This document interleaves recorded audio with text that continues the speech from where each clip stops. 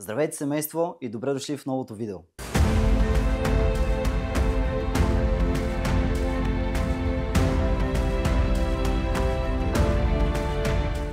Сега в това видео ще обясним предимствата да работиш за себе си и защо да работиш за себе си е много по-ценно в дългосрочен план. Какви са ползите да работиш за себе си и какви са самите негативи съответно, както ще обясним и ползите да работиш за корпорация или друг човек и самите негативи. Ще говоря от личен пример, защото за мен е важно така да представям нещата си, а именно по личен пример, за да може да ме разберете и да видите и осъзнаете, че щом някой друг го е направил, някой, който е тръгнал от вашето ниво, т.е. от нулата с 2 лева в джоба и го е направил, т.е. че и вие може да го направите. Просто трябва да следвате самите инструкции, да следвате сърцето си и, разбирате, да бъдете търпеливи. Предимството да работите за себе си е огромно, защото имаме много неограничени фактори. Имаме неограничени фактори на време, т.е. имаме неограничено време и ние определяме кога и къде да работим. Може да работим 10 часа, може да работим 5 часа.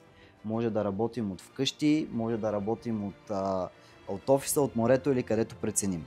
Това нещо върви обаче с проблеми, защото има възможност и вероятност това нещо да ви направи лениви, т.е. да спите повече, да станете по-неорганизирани, да не вършите качествената работа, която трябва да се свърши, за да може да прогресирате и да вземете всички позитиви на това да работиш за себе си. Ключовият момент, за да стигна до там да работя за себе си, беше първо желанието, т.е. вие трябва да усещате отвътре, че искате да работите за себе си, но и това не е достатъчно.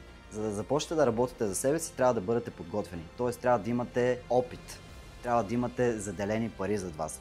Ако сега сте на 18 години и искате да започнете да работите за себе си, то не е най-уместно да го правите, не е най-добър вариант, само защото сте видяли някакво мотивиращо видео, било то в YouTube, в социалните мрежи или където и да било. Сега, както казах, аз ще говоря от моят личен опит, това, което аз съм направил, това, което съм допуснал като грешка. Ако сега се върна, може би първо щях да натрупам подходящият опит, било то при други работодатели, първо щях да натрупам умения и знания в дадените сфери, в които искам да се развивам, да натрупам малко капитал и след това, след като съм готов, да кажем 3-4 години съм подготвен за това нещо, паралелно с целият процес бих опитал да работя за себе си и паралелно да развивам и двете неща. Ако изпреварвате времето, има огромна вероятност това нещо да ви докара много голям стрес, защото да работиш за себе си, да, хубаво е, имаш свобода от много неща, но всичко зависи от вас. Всичко зависи от вас колко пари ще изкарате, колко ще работите, дали имате знания в даденото нещо, което ще правите, за да може да се справите с конкуренцията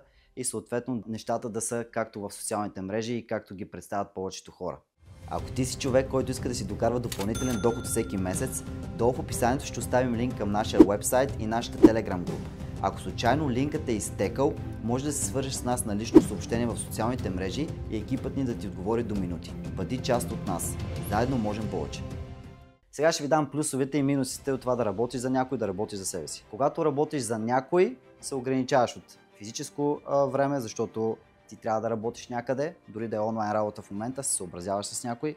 Имаш работно време, било то на смяна или твърдо работно време, без значение, и се ограничаваш от към финанси. Тоест, работодателят ти заплаща толкова колкото смяташ, че ти заслужаваш.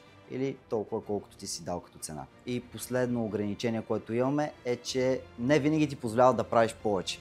Не винаги това, което искаш да дадеш от себе си, може да се приеме от работодателя и да сметне, че е правилно за неговата компания в този етап. И позитивите от това да работиш за себе си в момента, както съм аз вече от 8 години, е, че имам неограничено свободно време, мога да работя когато си поискам, откъдето си поискам.